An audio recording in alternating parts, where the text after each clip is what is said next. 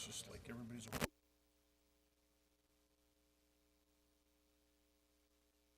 Good evening and welcome to the City of Warrenville Community Development and Planning Committee of the Whole regular meeting on Monday, January 8th, 2018. Being that this is the first official meeting of the council, I'd just like to wish everyone a happy new year and may we all prosper and have a joyous year. Clerk, may I have the roll call? Yes, Alderman Ashour. Here. Alderman Berry. Here. Alderman Bevere. Here. Alderman Davalos. Here. Alderman Goodman. Here. Alderman Hoffman. Here. Alderman Widener. Here. Alderman Wilson. Here. Thank you. Now, will everyone please stand and join me in the Pledge of Allegiance? Thank you. I pledge allegiance to the flag of the United States of America and to the republic for which it stands, one nation, under God, indivisible, with liberty and justice for all.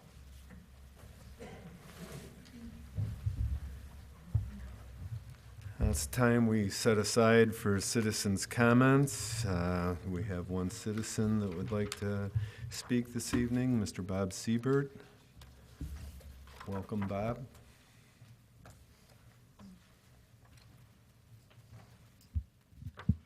Bob Siebert, Albright Court.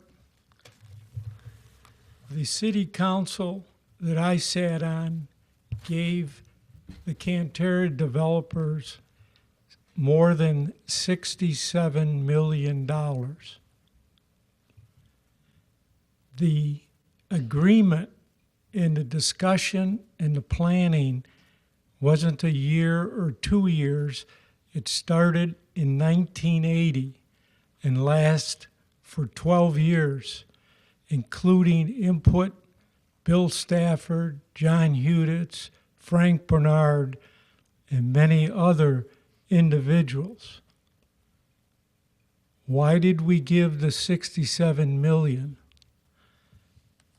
The most clear and I think easiest way to understand is a 1991 public hearing where John Davis states businesses in business zoning pay more and receive less.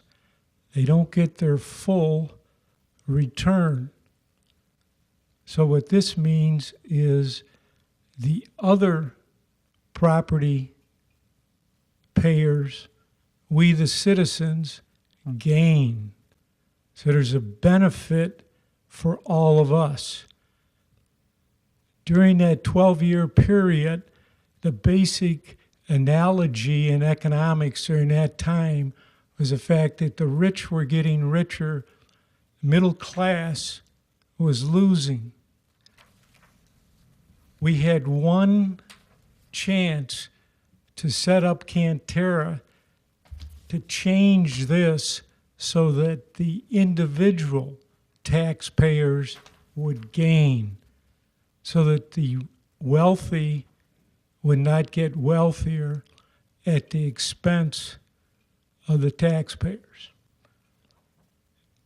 This is why we paid what many call the bribe of more than $67 million, because we did not want housing, we did not want multifamily, because they raised the taxes for everybody.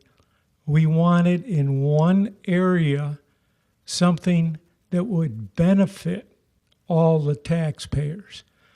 This is related in a 1992 study by DuPage County Development sent to the DuPage County Regional Planning Board, which states that there's a difference in zoning and many of the classifications do not pay for themselves.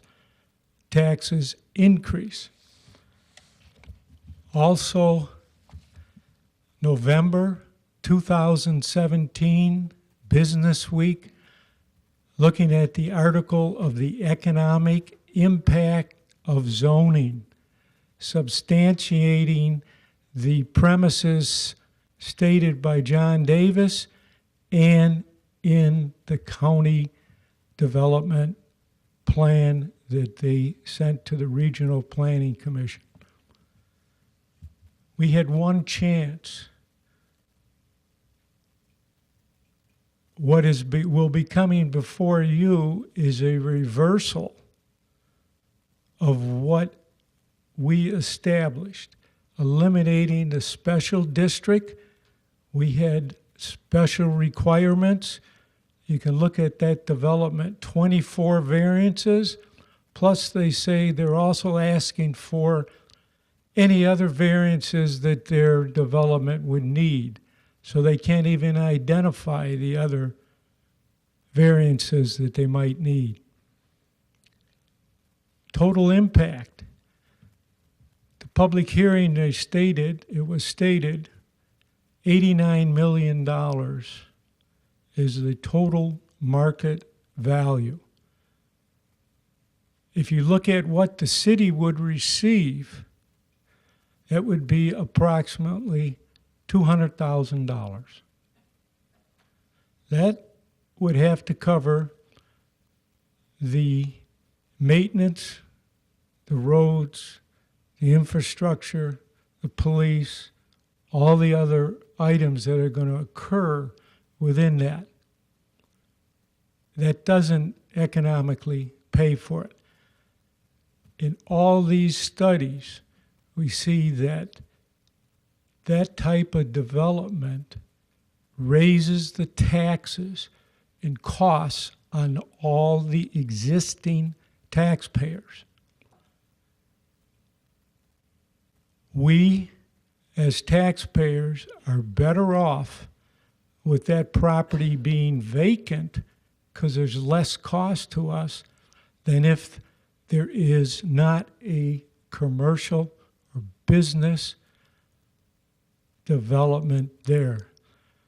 When I questioned the developers in 1993 what the build-out is on Cantera, they stated the build-out would be 40 to 50 years.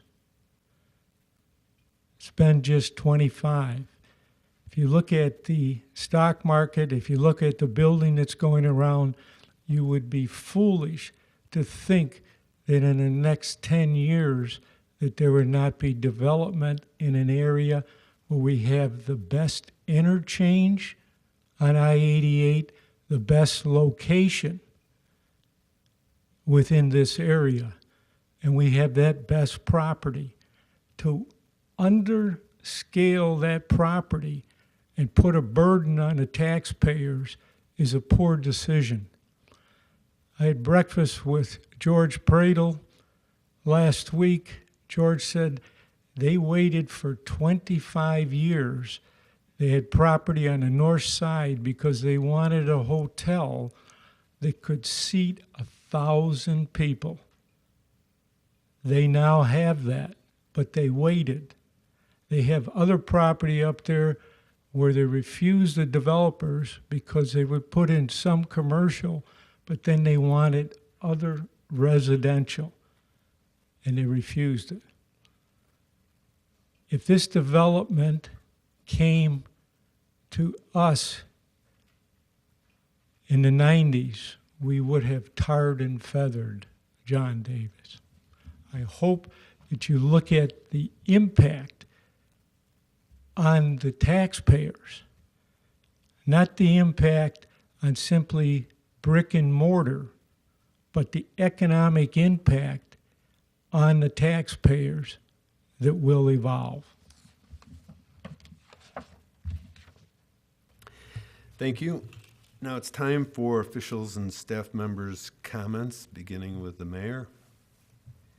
Thank you, Mr. Chairman. Just a shout out to our Public Works folks who did a terrific job with another water leak recently. Just a reminder to all of us that these people are available 24/7 for these emergencies. and the wind chill can be 30 below zero, and they're still out there making those repairs. So I wanted to thank them publicly, and again remind everyone that we have a terrific staff. Our employees are very dedicated, and they're always on the job when they're needed, and I wanted to make sure that they understand that that's appreciated. Thank you. Members of the council, any comments? Alderman Goodman? Thank you.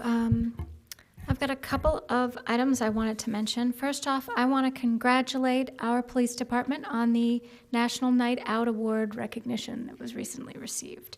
The City of Warrenville has been recognized as a recipient of the 2017 National Night Out National Award, which honors registered communities for participation in the National Night Out campaign, competing against communities of similar sizes. And because we have such wonderful community participation, business participation, such fun activities, law enforcement engagement, it really shows our police department in a great light, and I really congratulate the police department on their good work on that event.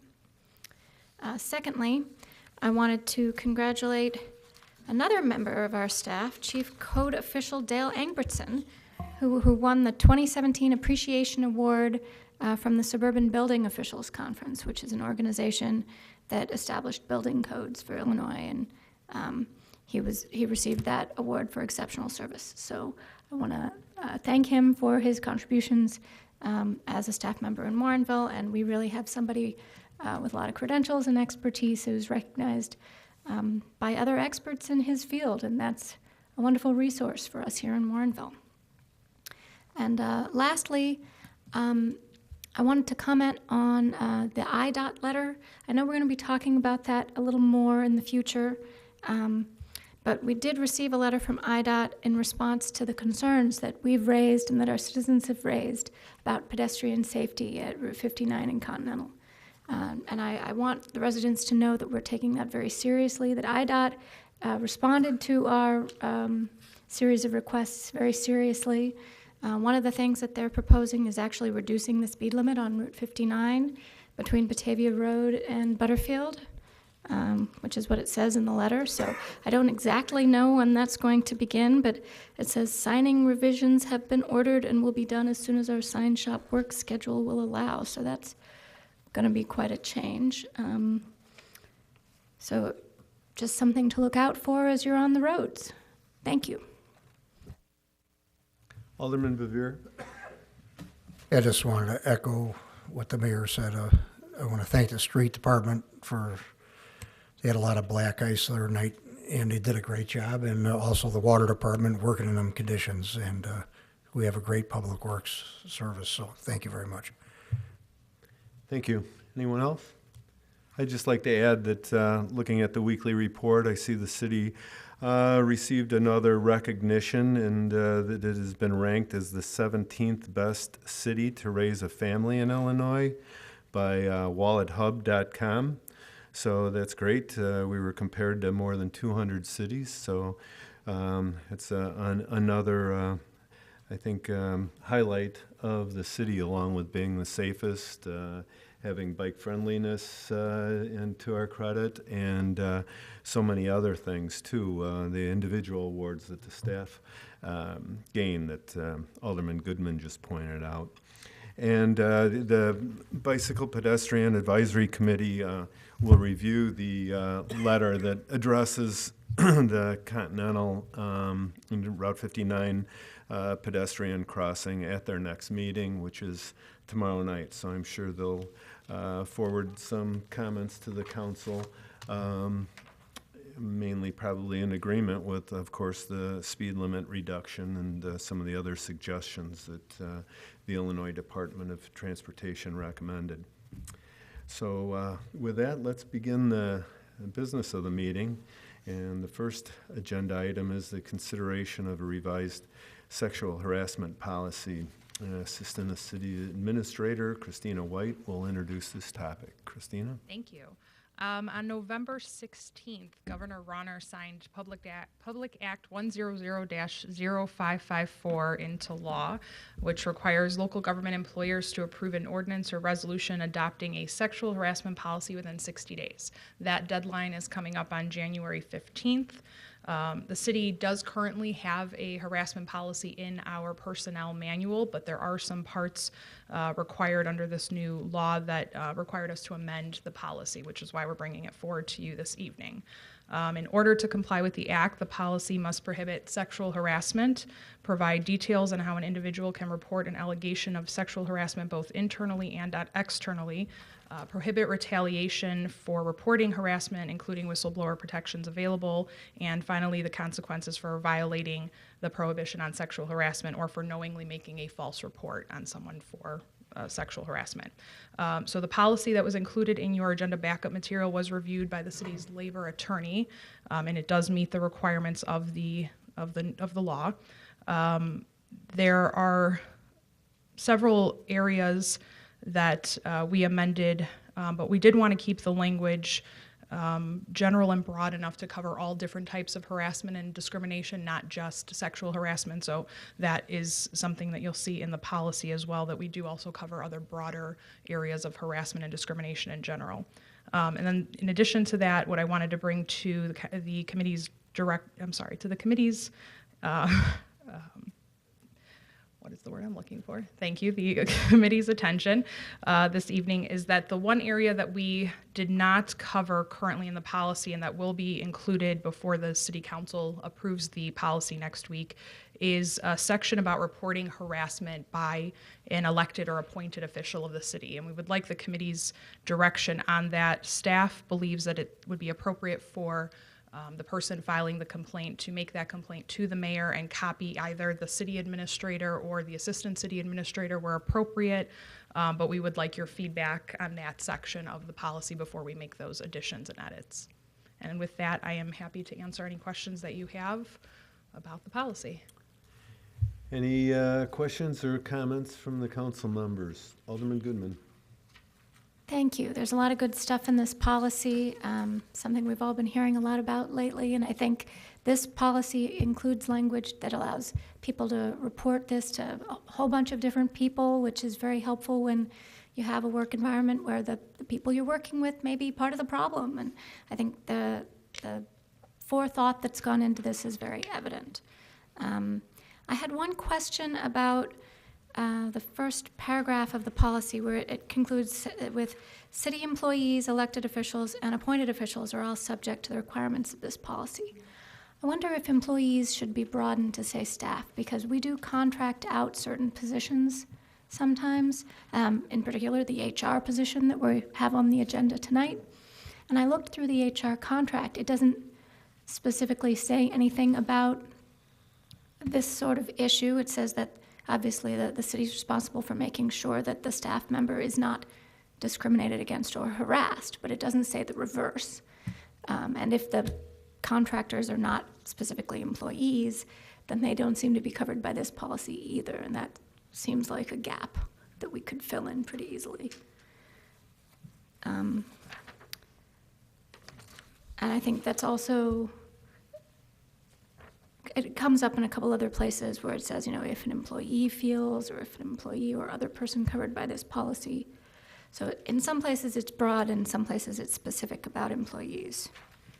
So I just thought that was something to maybe look at more closely.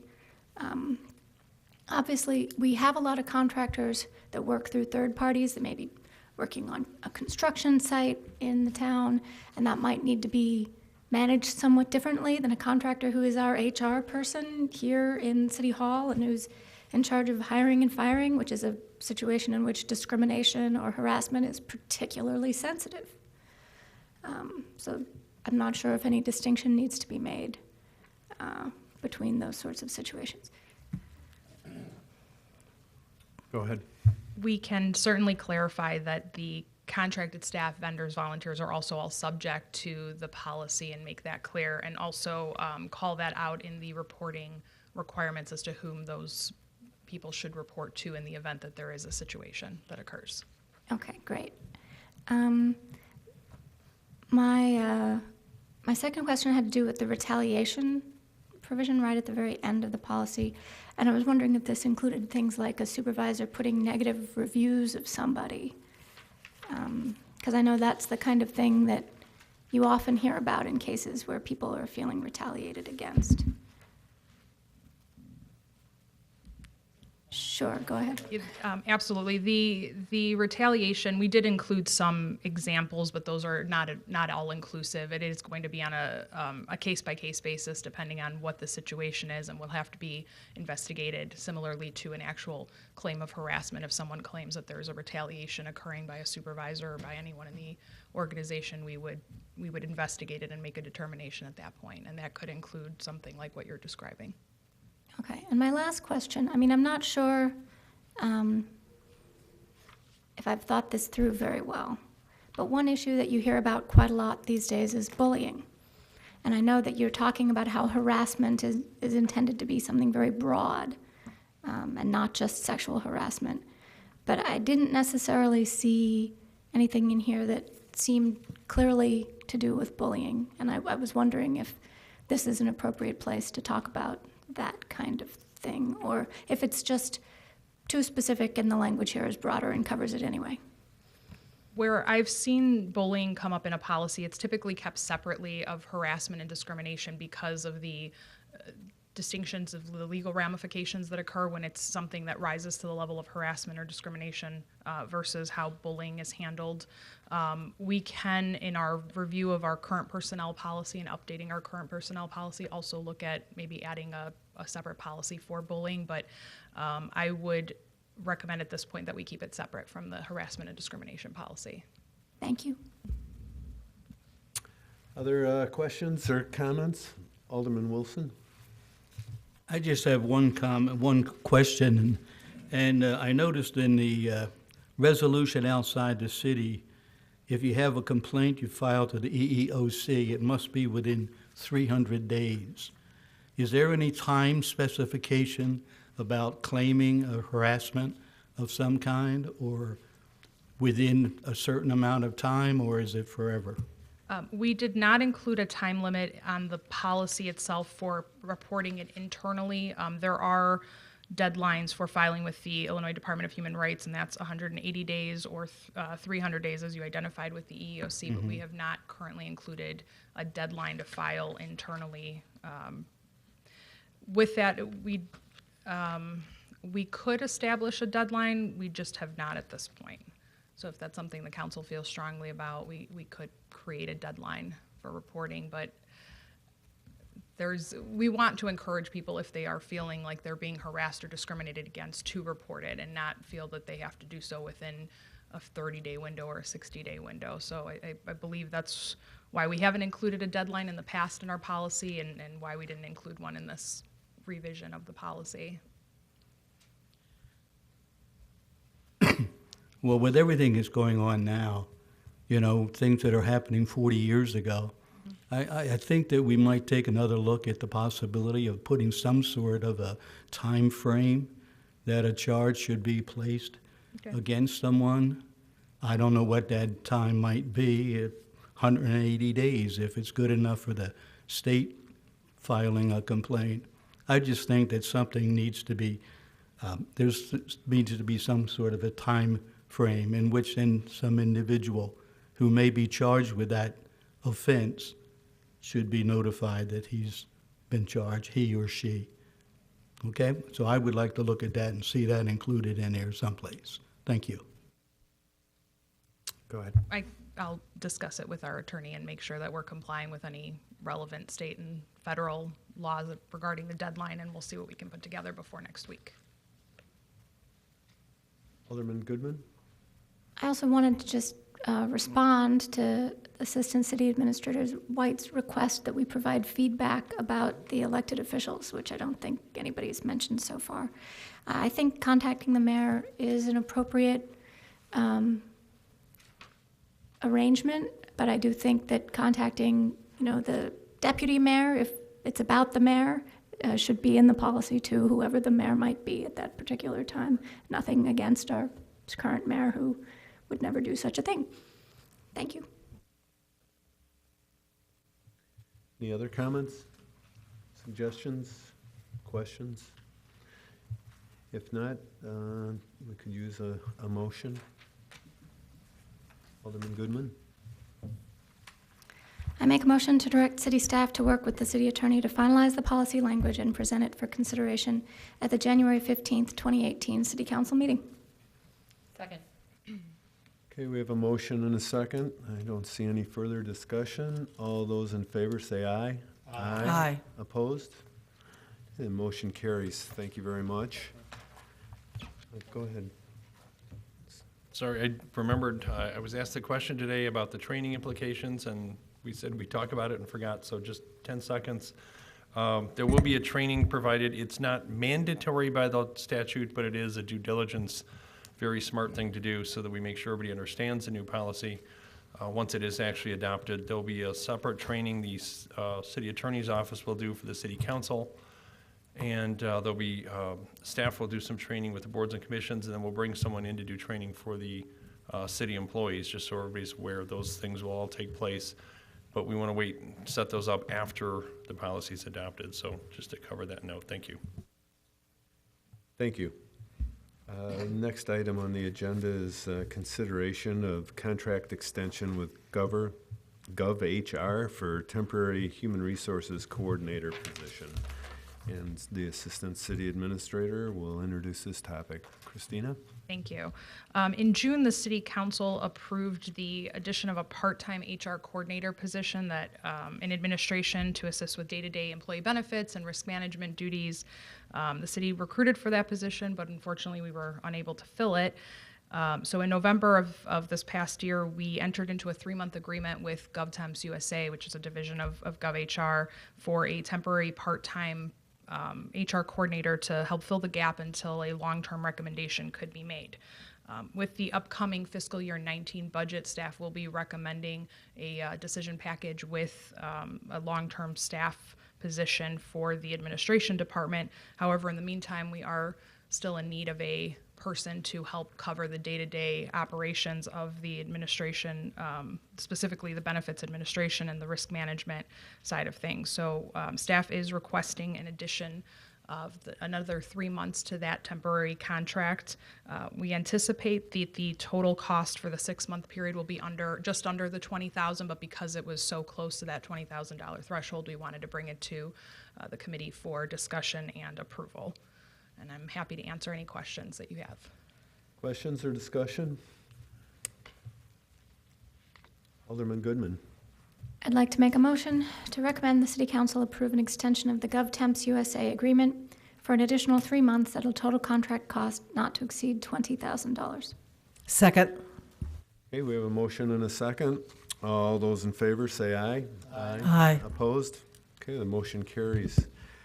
We have items 3, 4, and 5, I think, coming up next, and they are regarding different reports. We have the quarterly economic development activity report, the 2018 community development decision packages status report, the community development work program status report, and the file the bi-monthly code enforcement activity report. And Director Ron Menser is with us. I don't know if you want to highlight anything or whether anyone has any discussions about one or any of these reports that we will be filing, but we can probably handle them as a group.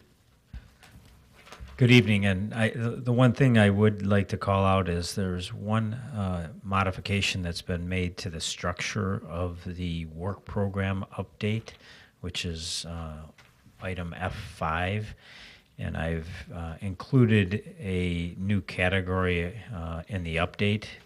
It's the information that's highlighted in yellow, and those are new initiatives or projects that have been incorporated into the department's work plan since the work plan was presented to and essentially endorsed by the city council as part of the fiscal year budget process, which was about around this time last year, give or take. But there's a few items on the the work plan that have been added, and you can look at those. They're found on the fourth page, namely the ongoing extensive work that community development and public works are doing to coordinate with and address the city of Naperville concerns relative to the capacity within their system to accept the projected build-out volume of sanitary sewage flow that would come out of Warrenville.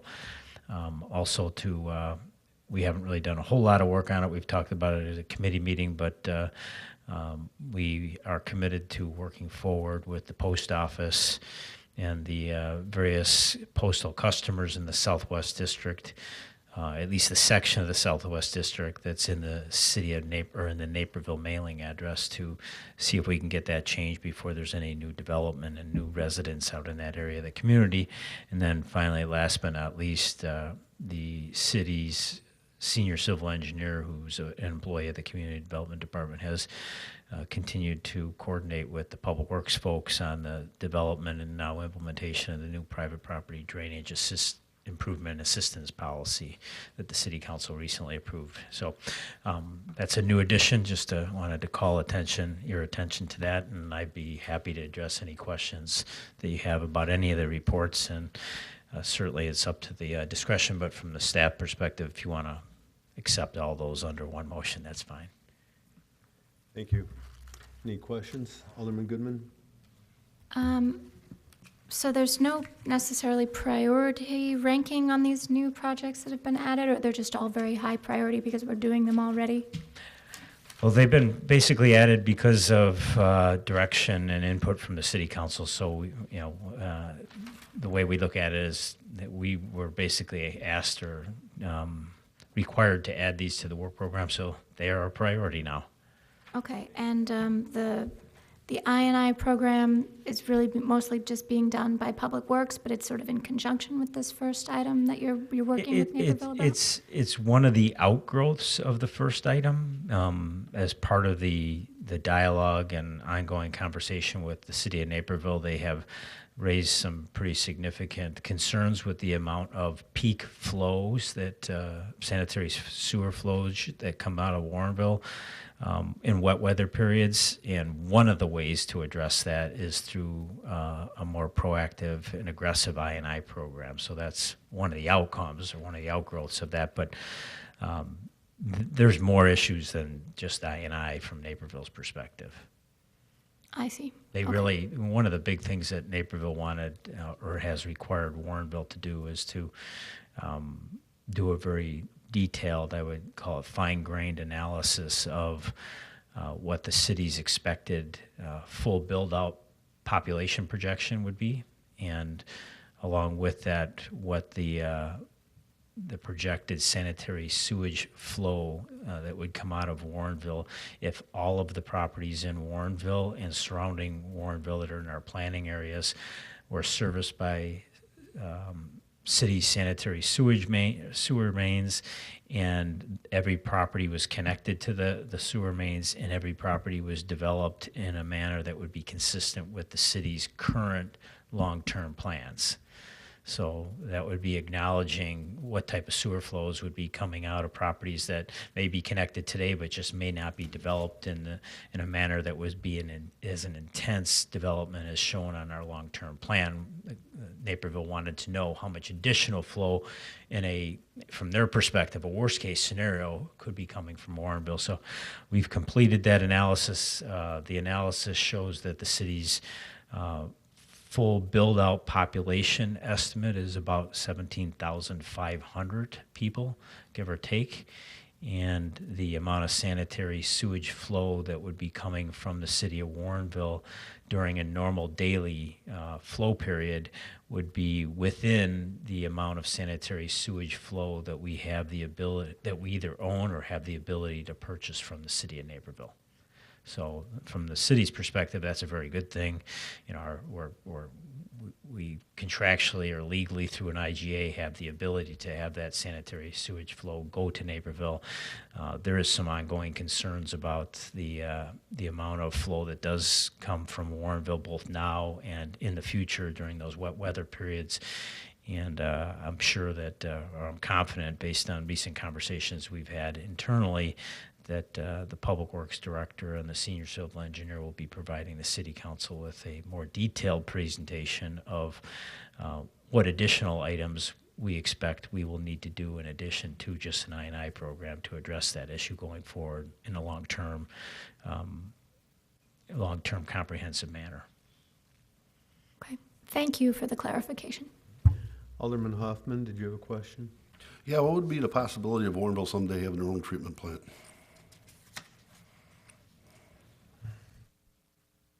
I think that the simple answer would be unlikely, just because of the sheer cost that the city would incur to modify its existing system to actually find a place where you could get the sanitary sewage flows to that location in an efficient manner, and then to build and operate a facility under today's regulations, which are IPA and federal EPA regulations, which are ratcheted up on a regular basis, are very aggressive, very stringent, and to have to recreate or to create a new plant from ground zero to address all those compliance issues and effectively handle the city's sanitary sewer flows would be a massive investment on the city's part. And I think that the best long-term solution would continue to be having it effectively handled by the city of Naperville. Thank you. Thank you. Any other discussion? Alderman Davalos. Thank you. On the Economic Development Activity Report, I just had a question on the Riverview West mixed-use development. More of it's just a policy, I guess. It looks like the council here says it was unanimously approved with conditional approval. I just can't remember if that's pretty typical language that the Plan Commission uses when these large developments come out of their review process. Is it usually with conditional approval? Does that mean anything specific, or is it code for something else, or is that usually what is said for everything? On most recommendations that come from the Plan Commission to the City Council on zoning requests, zoning-related development entitlement-related requests, there are conditions that are attached to those approval or those recommendations, essentially cleanup items or issues that need to be addressed during the next phase of the development design approval process. This project is no different. I can say that the larger the project is, the more conditions there will be. The more complex the project is, the more conditions there will be that will need to be addressed and clarified or corrected in some cases during the next stage of the process, which in this case, the next stage of the process, if the preliminary plans are ultimately approved by the City Council, would be a final PUD application. So there's all kinds of things that need to be addressed as part of that final PUD application that the preliminary PUD makes clear. Thank you. Okay, we've heard comments and had the opportunity to review, and we will file the quarterly economic development activity report. We've had an opportunity for questions and comments on the community development fiscal year 2018 decision package status update, and had a few comments related to the community development fiscal year 2018 work program status report. And we also have the opportunity, or we will go ahead without, unless someone's got comments or questions, and file the bi-monthly code enforcement activity report. Are there any other comments or questions regarding any of these reports that we will review and file and have been brought to us as informational topics? Okay, if there's nothing else, then we will request one more motion. Alderman Goodman. I move to adjourn. Okay, motion and a second. All those in favor, say aye. Aye. Opposed? Thank you, and good evening, everyone.